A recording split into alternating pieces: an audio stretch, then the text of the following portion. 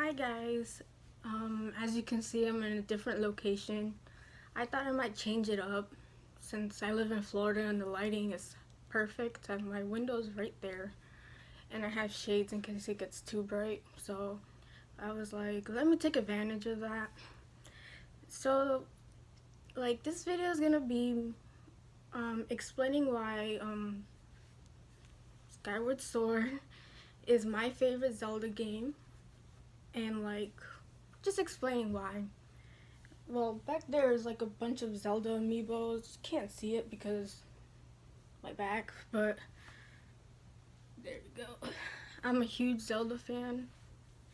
Anyone who follows me on Twitter knows I'm a huge Zelda fan. So, let me get right to it. I have notes. Sometimes I'm gonna look down, so I'm sorry. I'm gonna try to like not do that.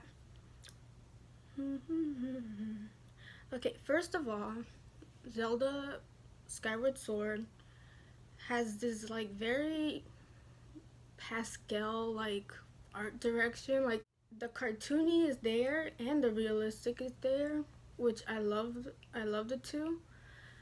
I like where they went with it.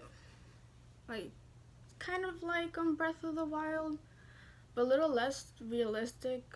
And I like the soft tones and colors. It has a good like art direction. It's a very beautiful game. So I like that. And the music is amazing. Like especially Ballad of the Goddess, the 25th edition symphony version is like on point. It's very good. And like the other tracks are just great too. Like they're like not in your face, but they're like a little louder than Breath of the Wild's were, so you noticed them, but they weren't in your way. And that's it for like music and art and stuff. But the third reason is this is just my inner fangirl coming out, but the ship of Zelda and Link is so hard in that game. Like I ship them so much, and I really like relationship. Like spoiler warning, I'm gonna go into spoilers, but Zelda is not a princess or ruler or anything because it's the origin story. Yep, and Link is just an ordinary guy, so they're just friends, and it just kind of works. And I like where it went, well up to the point, but so I kind of like their relationship in this game. It's stronger than any other Zelda game, even Spirit Tracks, which literally you could play as Zelda, but I don't know. In Skyward Sword, they were just so cute, like just cute, precious. And yeah, so like I said, Skyward Sword is the origin story, so it did a really good job. It like your whole quest is to get the items to forge the Master Sword, the mystical Master Sword that you use in every Zelda game, I think except Minish Cap. Like you forge it, you know where it came from. It's essentially the spirit of Fi or Phi, in case whichever one you want. I say Fi, and you go around like forging it. So it's cool to see that where the Master Sword came from and his iconic green tunic, which is if you play the game, like each graduating class of the Skyloft, like cadets or something, they have a select color for the tunic, and that year Link's was green, so it's kind of cool how like the whole tunic thing worked. And little things like that, like put into perspective, like everything that Skyward Sword set in motion for other Zelda games. It's just I like the story, like of how everything is like you're like, oh that's how, oh that's how. So yeah. And another point is the characters are fleshed out the best. Like Link, he's still silent, but his expressions speak so loud that he's like his own character, which I like because to me, Link is his own character. To others, Link is your like personality personified. But to me, I always thought Link as a character. So when I saw him as like a legit character, like you could see expressions, anger, like laughter, which is weird because Link never really laughs in the other games. And like sadness and regret, you see all that in his face, and it's just the best. It's like it's the best way to make to like appease both sides, the people who don't want him to talk and the people who want him to talk, because his facial expressions just say so much. Like I just thought that was missing in Breath of the Wild, but like in Skyward Sword you could see like all the emotion, and I really love that. And as for Zelda, I liked her too. She was very spunky, very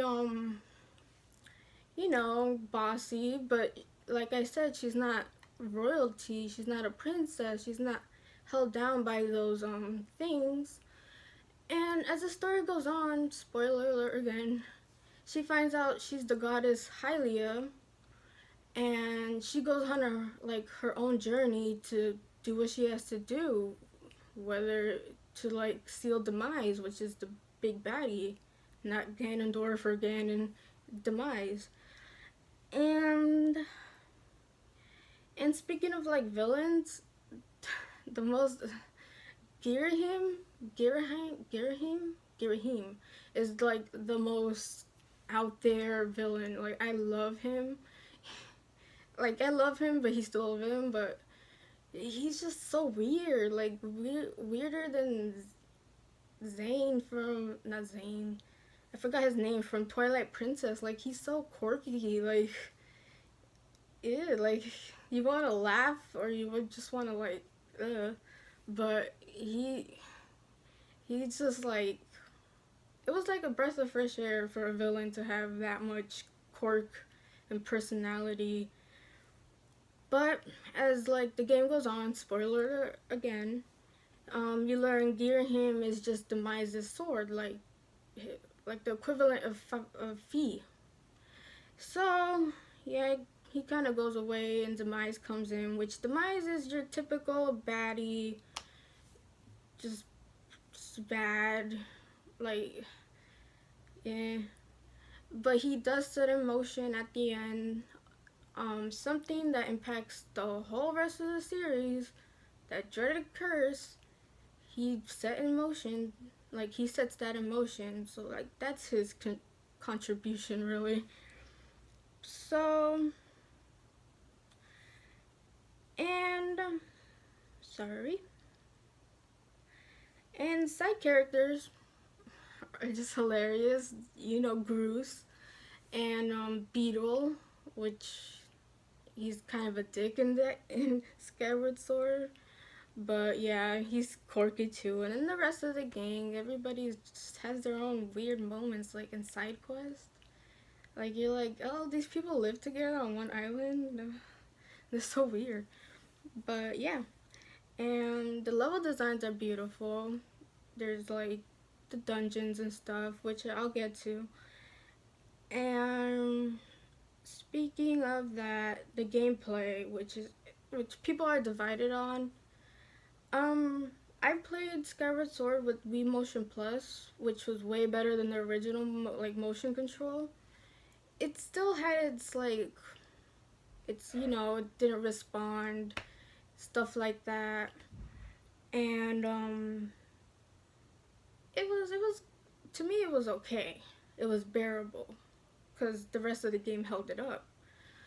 But yeah, it was good for me. I've heard people don't like it. I mean, yeah, I could see it's kind of a like an arm workout, but I could see where they're going with that.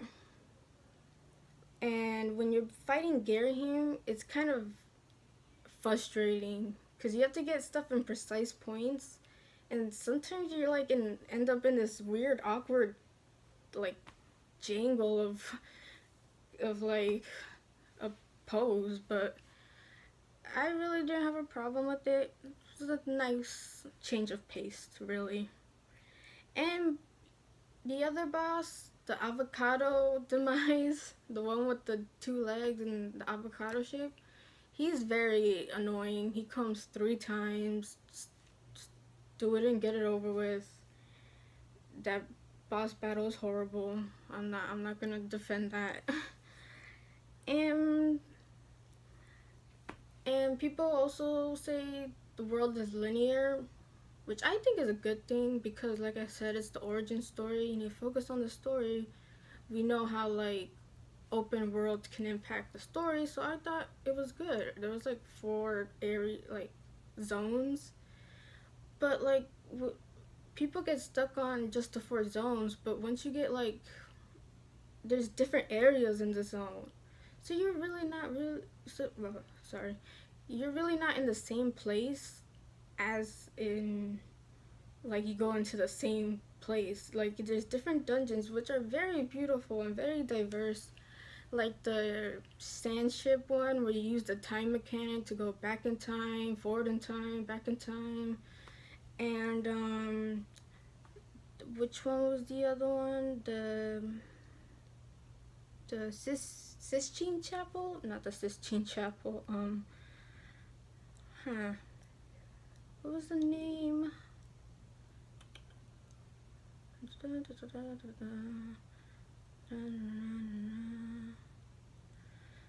Well, the ancient Sistine, which has the best boss.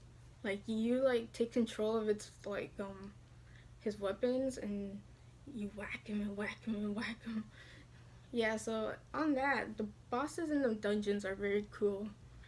They're they're very cool, and like there's fun to have with the motion control. People like knock motion controls out a lot, but there's fun to be had with just taking something, just whacking and whacking and whacking.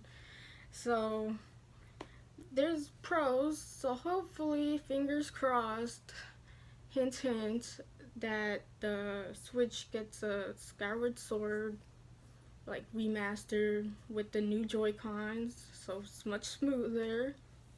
Cross my fingers. So yeah, and